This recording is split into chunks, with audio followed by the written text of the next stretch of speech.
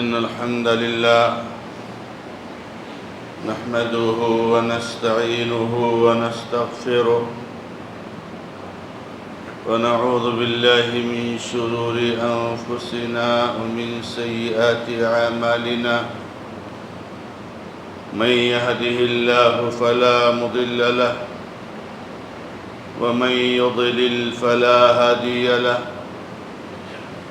وأشهد أن لا إله إلا الله وحده لا شريك له وأشهد أن محمدًا عبده ورسوله صلى الله تعالى عليه وآله وسلم يا أيها الذين آمنوا اتقوا الله حق تقاته ولا تموتن إلا وأنتم مسلمون يا أيها الناس اتقوا ربكم الذي خلقكم من نفس واحدة وخلق منها زوجها وبث منهما رجالا كثيرا ونساء واتقوا الله الذي تساءلون به والأرحام إن الله كان عليكم رقيبا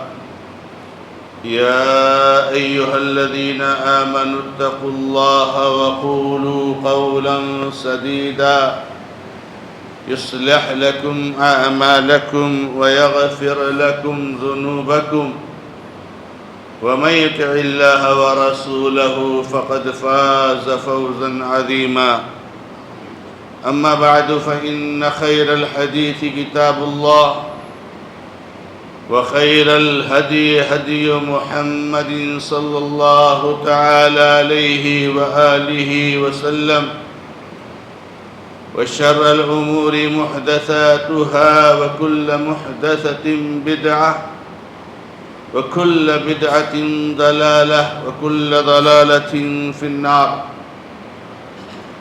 أعوذ بالله السميع العليم من الشيطان الرجيم بسم الله الرحمن الرحيم قاف القرآن المجيد بل عجبوا أن جاءهم منذر منهم فقال الكافرون هذا شيء عجيب أإذا متنا وكنا ترابا ذلك رجع بعيد وقال الله سبحانه وتعالى في موضع آخر يا أيها الذين آمنوا اجتنبوا كثيرا من الظن إن بعض الظن إثم ولا تجسسوا ولا يغتب بعضكم بعضا أيحب أحدكم أن يأكل لحم أخيه ميتا فكرهتموه وقال النبي صلى الله تعالى عليه وآله وسلم المسلم أخو المسلم وقال صلى الله تعالى عليه وآله وسلم لا يؤمن أحدكم حتى يحب لأخيه ما يحب لنفسه محترم اور معزز دینی اور ملی بھائیوں، بزرگوں، نوجوان دوستوں اور ملت اسلامیہ کی عظیم ماں اور بہنوں، گزشتہ دو خطبے سے آپ کے سامنے سورۃ الحجرات کی روشنی میں ہمارے لیے جو قیمتی توجیہات ہیں اور معاشرے اور سماج میں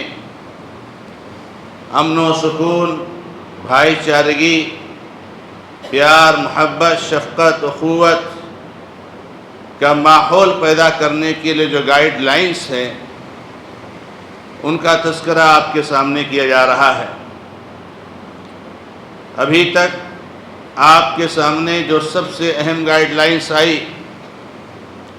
اور جو ساری برائیوں اور ساری بیماریوں کا علاج ہے، اور وہ یہ ہے کہ ہم اور آپ کبھی بھی کسی بھی موقع پر کوئی بھی معاملہ ہو اللہ اور اس کے رسول صلی اللہ تعالی علیہ وسلم کے حکم کے آگے نہ بڑھیں۔ یہ انسان کے لیے بالکل بنیادی چیز ہے۔ اگر ایک مومن اس کی اہمیت کو سمجھ جائے تو معاشرے کا نقشہ ہی بدل جائے۔ اس کے علاوہ اللہ رب العزت نے ہمیں اور آپ کو یہ توجیہ بھی فرمائی کہ کبھی بھی اللہ کے نبی محمد رسول اللہ صلی اللہ علیہ وسلم کی سنت اور حدیث اور شریعت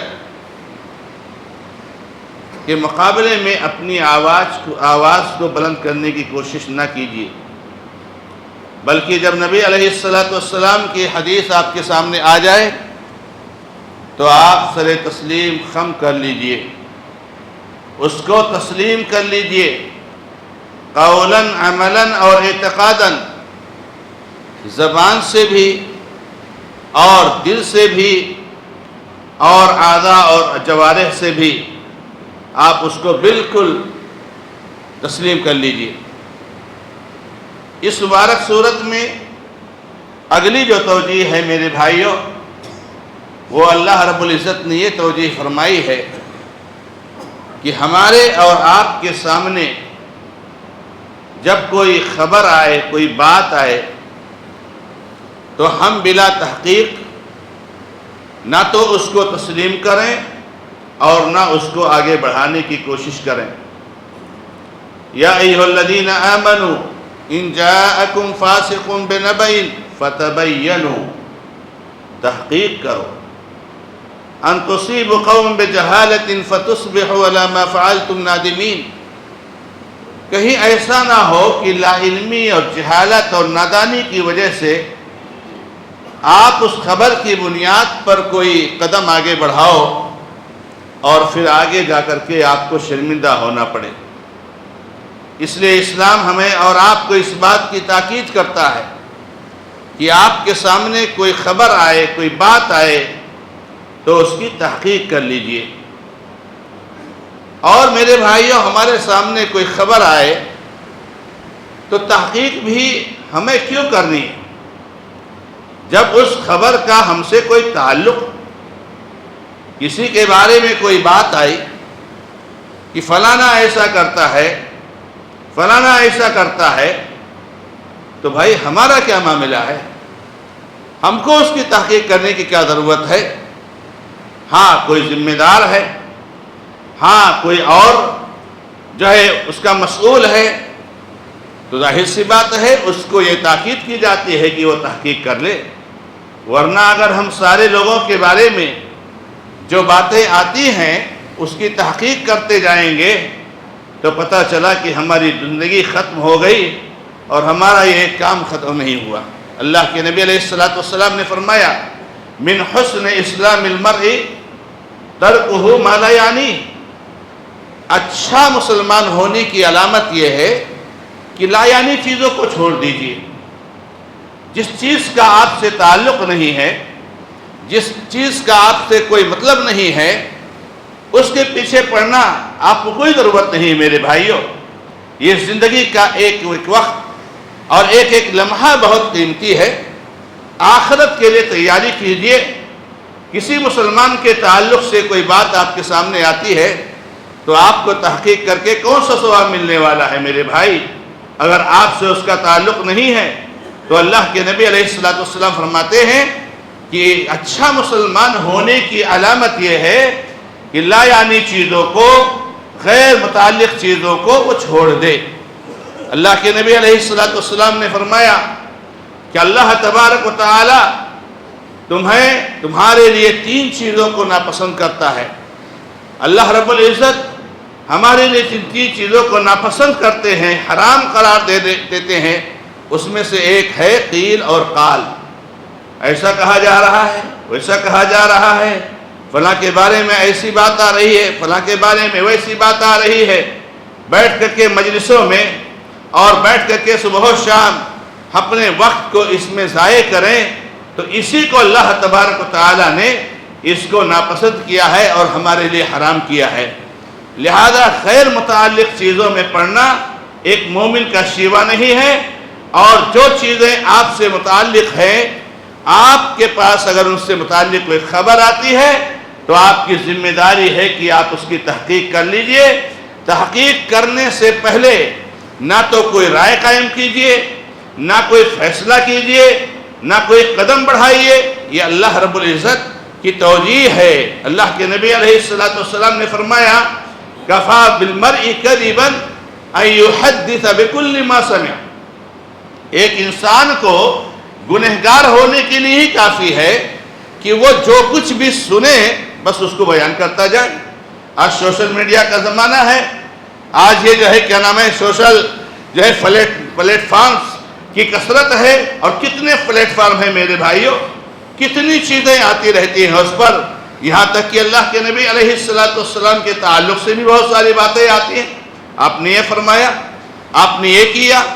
یہ جو باتیں آتی ہیں میرے بھائیوں، اور ہمارے نوجوان دوست سمجھتے ہیں کہ ہم نیکی کا کام کر رہے ہیں اور اس کی تحقیق کیے بغیر، اس کو معلوم کیے بغیر کیا اللہ کے نبی علیہ السلام نے ایسا فرمایا ہے؟ کیا اللہ کے نبی علیہ السلام کے تعلق سے اتھینٹک کوئی ایسی بات ثابت ہے؟ تو میرے بھائیوں اس کو فارورڈ کر لیتے ہیں. میرے بھائیوں اس طرح کی چیزوں کو فارورڈ کرنے سے آپ کو کوئی ثواب ملنے والا نہیں ہے. اور آپ یہ یاد رکھو کہ سوشل میڈیا پر غلط باتیں، جھوٹ باتیں زیادہ عام کی جاتی ہیں بنسبت سچ باتوں کے. اور ایسی چیزیں دیکھی گئی ہیں واللہ کہ آدمی لکھتا ہے کہ نبی علیہ السلام نے فرمایا بخاری حدیث نمبر اتنا. اب ظاہر سی بات ہے کہ جب بخاری کو دیکھے گا اور حدیث نمبر اتنا دیکھے گا تو ظاہر سی بات ہے کہ بات ختم ہو گئی. بخاری کا جہاں نام آ گیا تو کذاب اور جھوٹے لوگ اپنے جھوٹ کو پھیلانے کے لیے ایسی چیزوں کا سہارا لیتے ہیں. من گھڑت بات ہے، جھوٹی بات ہے، لیکن نیچے بخاری نمبر فلاں. کون جاتا ہے دیکھنے کے لیے؟ کون جاتا ہے تحقیق کرنے کے لیے؟ اور ایک جھوٹی بات اللہ کے نبی علیہ السلام کی طرف منسوب کر دی جاتی ہے اور وہ عام ہو جاتی ہے معاشرے اور سماج میں، اور ہمارا نوجوان دوست اس کو فارورڈ کرتا ہے. تو میرے بھائیوں بہت قیمتی توجیہ ہے اللہ کے بندو، اور اس میں بہت زیادہ سیفٹی ہے دنیا کے حساب سے بھی اور آخرت کے حساب سے بھی، کہ ہمارے سامنے جو باتیں آئیں ہم ان باتوں کی تحقیق کر لیا کریں. اور کوئی بات جب تک بالکل یقین کامل پر نہ ہو اور ہمارے پاس بالکل علم یقین نہ ہو اس وقت تک قطعی طور سے اس بات کو آگے بڑھانے سے پرہیز کرنا چاہیے. اللہ رب العزت نے سورۃ الحجرات میں جو اگلی توجیہ فرمائی ہے، فرمایا ہے ان طائفتان من المؤمنین اقتتلوا فاصلحوا بینہما فإن بغت إحداهما على الأخرى فقاتلوا التي تبغي حتى تفيء إلى أمر الله فإن فاءت فأصلحوا بينهما بالعدل وأقسطوا إن الله يحب المقسطين.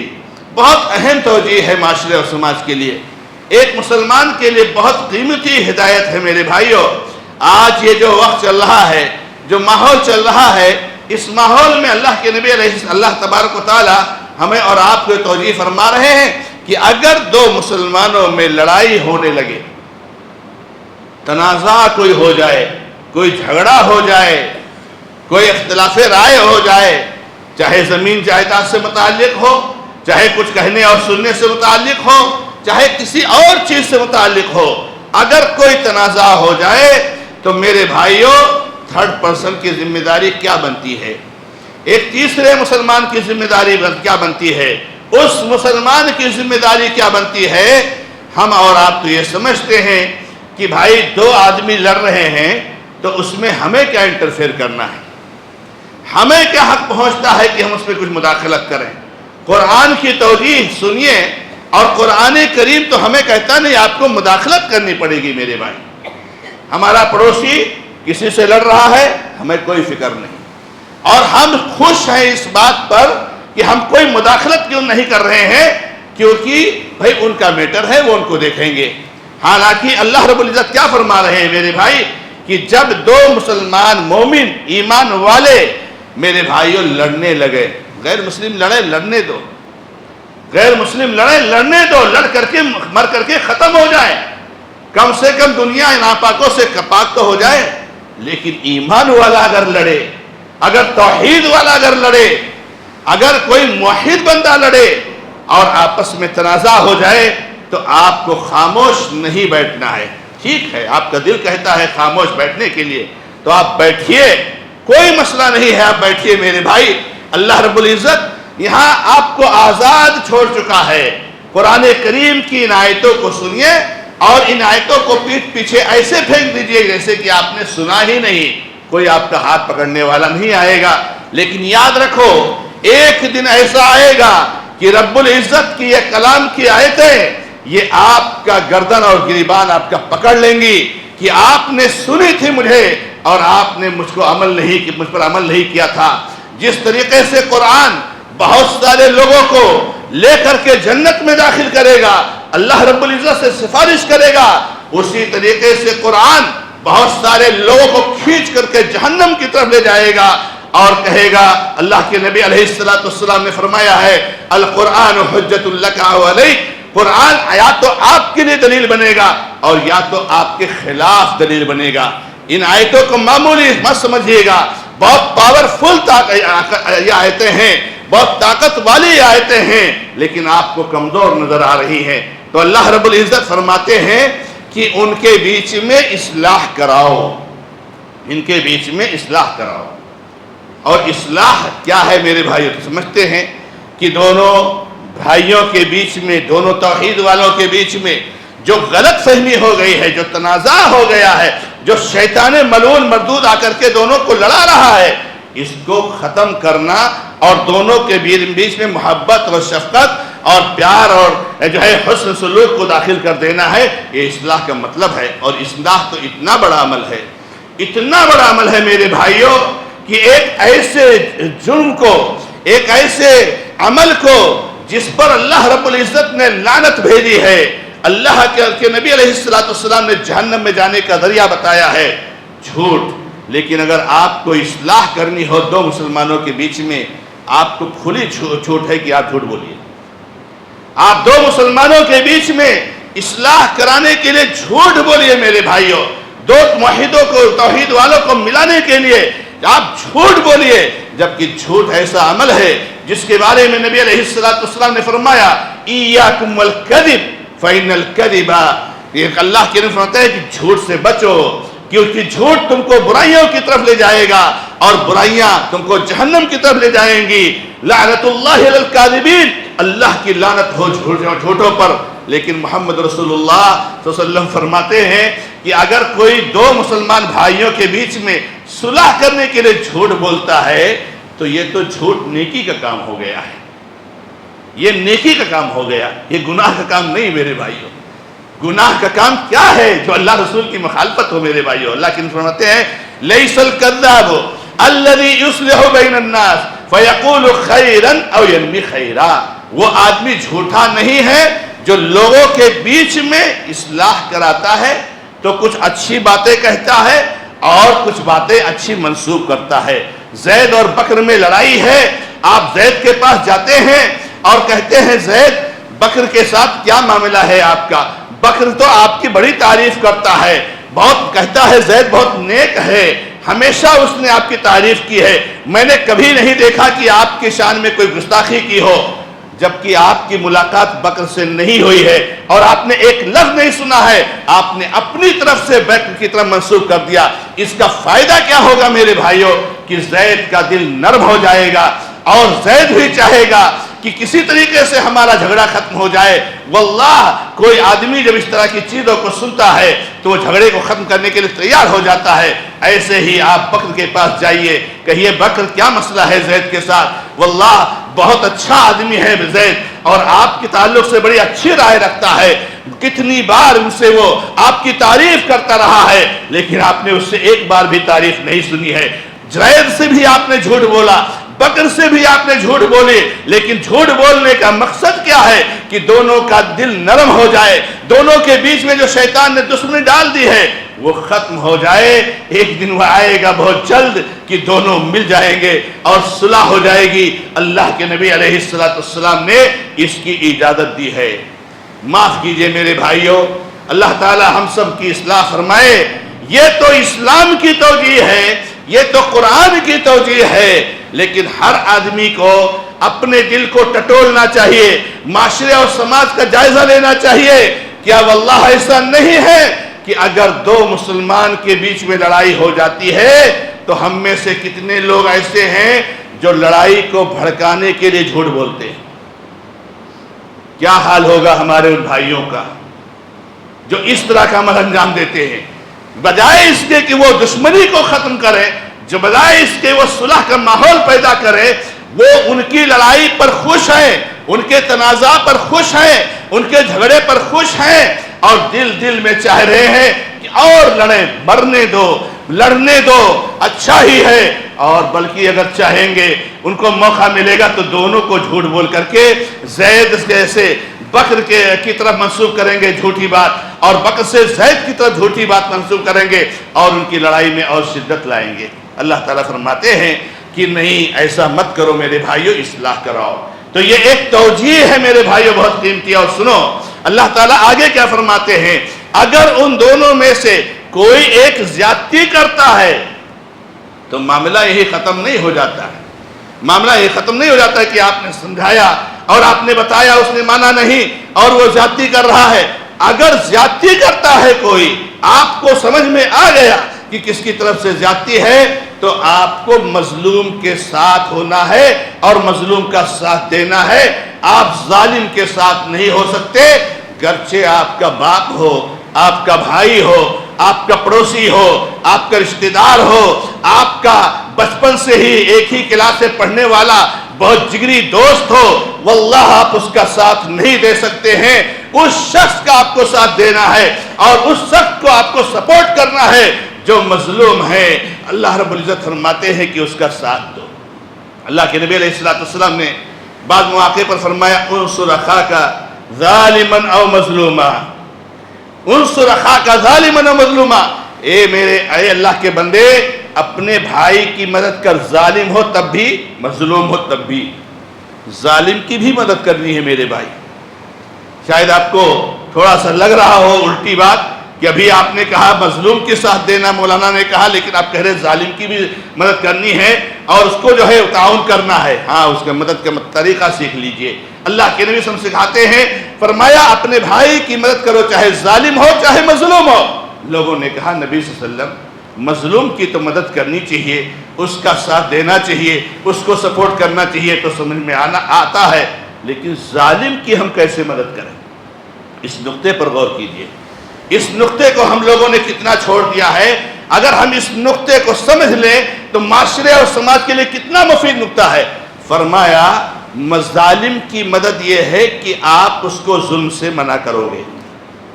ظالم کی مدد یہ ہے کہ آپ اس کو ظلم سے منع کرو گے. میرا دوست ہے، ظلم کر رہا ہے، میں بولوں گا آپ غلط کر رہے ہو، آپ گرچہ میرے دوست ہو لیکن آپ غلط کر رہے ہو، آپ نے ایسا نہیں کرنا چاہیے اس کے ساتھ، آپ ظلم کر رہے ہو. دوسرا آیا، بولا نہیں آپ غلط کر رہے ہو. پڑوسی آیا، نہیں آپ غلط کر رہے ہو. کوئی رشتہ دار آیا، نہیں آپ غلط کر رہے ہو. جب ایک آدمی کو بہت سارے لوگ کہیں گے جو کہ ظالم ہے کہ آپ غلط کر رہے ہو، تو میرے بھائیوں اس ظالم کو احساس ہوگا اور ظلم کرنا چھوڑ دے گا. ہوتا کیا ہے، ہم ظالم کا ساتھ دے دیتے ہیں، ہم ظالم کو سپورٹ کرتے ہیں بجائے اس کے کہ ظلم سے منع کرے. کتنے ایسے مواقع آتے ہیں میرے بھائیوں، ظلم کے مسائل آتے ہیں، تنازع ہوتا ہے، دو پارٹی آتی ہے، وہ ایک اس پارٹی کے ساتھ کچھ لوگ ہیں، اس پارٹی کے ساتھ کچھ لوگ ہیں. کچھ لوگ کھڑے ہو کر کے ظالم کے سپورٹ کی بات کرتے ہیں. ارے میرے بھائی، ظالم ہے وہ، آپ کیسے بات کر رہے ہو اس کے بارے میں؟ کاش کہ آپ کھڑے ہو کر کے کہتے کہ جو ہے نہیں، یہ غلط کر رہے ہیں، میں ان کا ساتھ نہیں دوں گا، میں ان کو کسی طریقے سے سپورٹ نہیں کروں گا. تو میرے بھائیوں، اپنے بھائی کو ظلم سے روکنے کا ایک بہت بڑا ذریعہ ہے. تو اس لیے ہمیں اور آپ کو چاہیے کہ جب مومنوں کے بیچ میں چاہے تنازع ہو، لڑائی ہو، جھگڑا ہو، تو ہماری ذمہ داری کیا بنتی ہے کہ ہم صلح کرانے کی کوشش کریں. اور یاد رکھنا میرے بھائیوں، یاد رکھنا، کسی طرح سے اگر تنازع میں آپ نے آگ بھڑکائی تو یاد رکھو جہنم کے علاوہ کوئی ٹھکانہ نہیں ہے. چغل خور ہے وہ شخص جو اللہ کے نبی صلی اللہ علیہ وسلم کی حدیثوں کے مطابق جہنم میں جانے والا ہے، جنت سے محروم ہے.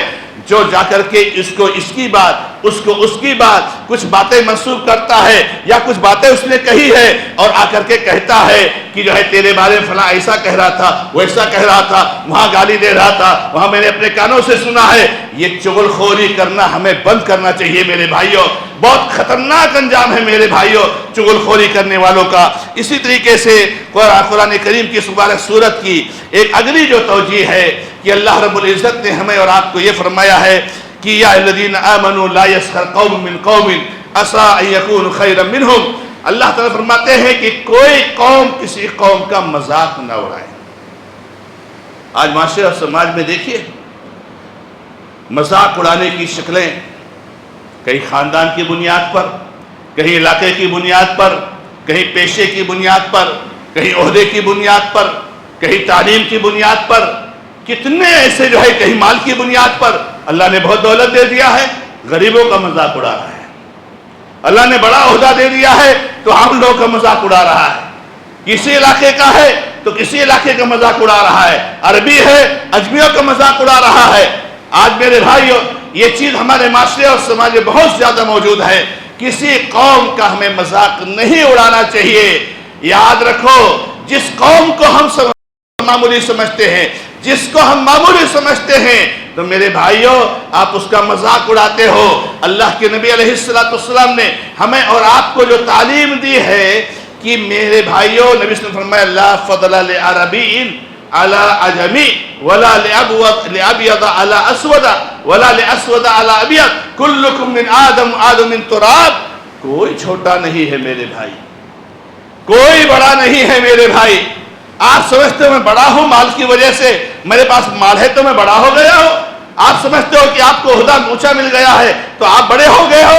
بڑا کون ہوتا ہے؟ دیکھو اللہ نے قرآن کریم میں فرمایا ان اکرمکم عند اللہ اتقاکم، تم میں کا سب سے معزز، تم میں کا سب سے بڑا وہ شخص ہے جو اللہ کا سب سے بڑا متقی بندہ ہے۔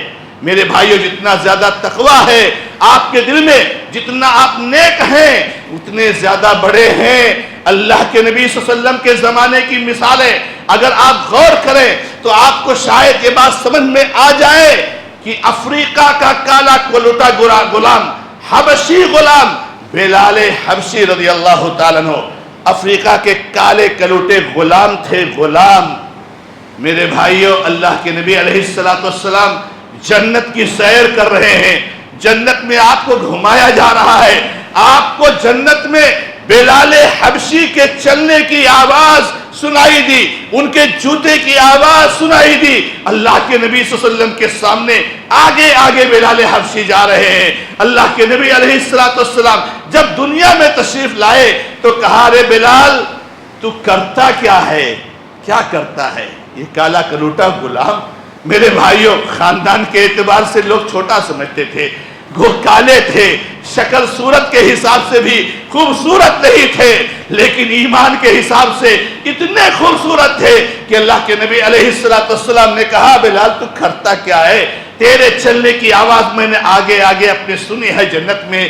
کہا اللہ کے نبی صلی اللہ علیہ وسلم میں کچھ نہیں کرتا ہوں، کوئی عمل نہیں کرتا ہوں، کچھ نہیں کرتا ہوں، بس ایک چیز ہے، ایک کام کرتا ہوں کہ میں دھیان دیتا ہوں، اہتمام کرتا ہوں کہ اگر میرا وضو ٹوٹ جاتا ہے تو فوراً میں وضو کر لیتا ہوں، اور وضو جب بھی کرتا ہوں تو 2 رکعت تحیۃ الوضو میں پڑھ لیا کرتا ہوں۔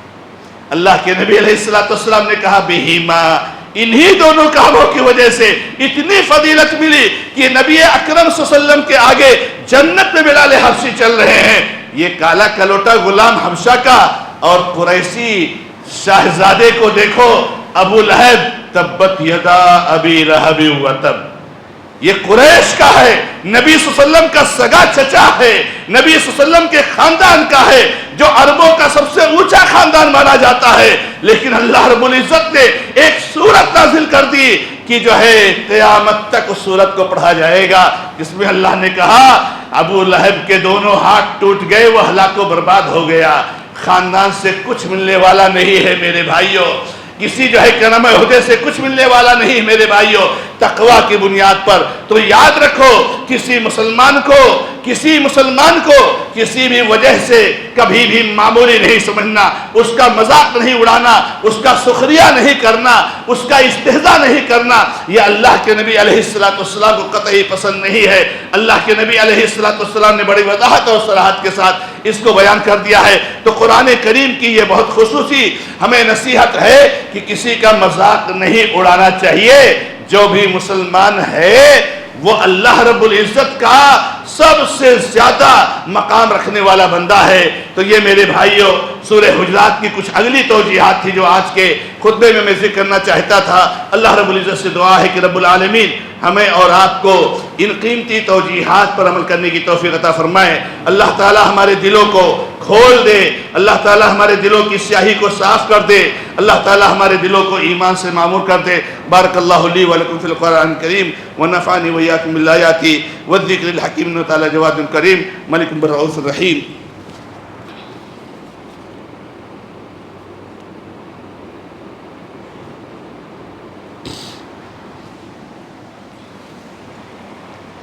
الحمد للہ رب العالمین واشہد ان لا الہ الا اللہ وحدہ لا شریک لہ واشہد ان محمدا عبدہ ورسولہ صلی اللہ تعالی علیہ وآلہ وسلم۔ اعوذ باللہ من الشیطان الرجیم، بسم اللہ الرحمن الرحیم۔ ان اللہ وملائکتہ یصلون علی النبی یا ایہا الذین آمنوا صلوا علیہ وسلموا تسلیما۔ اللہم صلی علی محمد وعلی آل محمد کما صلیت علی ابراہیم وعلی آل ابراہیم انکا حمید مجید۔ اللہم بارک علی محمد وعلی آل محمد کما بارکت علی ابراہیم وعلی آل ابراہیم انکا حمید مجید۔ ربنا ظلمنا انفسنا وإن لم تغفر لنا وترحمنا لنكونن من الخاسرين۔ ربنا آتنا في الدنيا حسنة وفي الآخرة حسنة وقنا عذاب النار۔ ربنا لا تزغ قلوبنا بعد إذ هديتنا وهب لنا من لدنك رحمة إنك أنت الوهاب۔ اللهم اغفر لنا وللمؤمنين والمؤمنات والمسلمين والمسلمات، اللهم ألف بين قلوبهم وأصلح ذات بينهم وانصرهم على عدوك وعدوهم يا رب العالمين۔ اللهم عليك بأعدائك وأعداء الدين، اللهم عليك باليهود الغاصبين، اللهم إنا نجعلك في نحورهم ونعوذ بك من شرورهم۔ أقول قولي هذا وأستغفر الله لي ولكم ولسائر المسلمين فاستغفروه إنه هو الغفور الرحيم۔ الحمد لله رب العالمين۔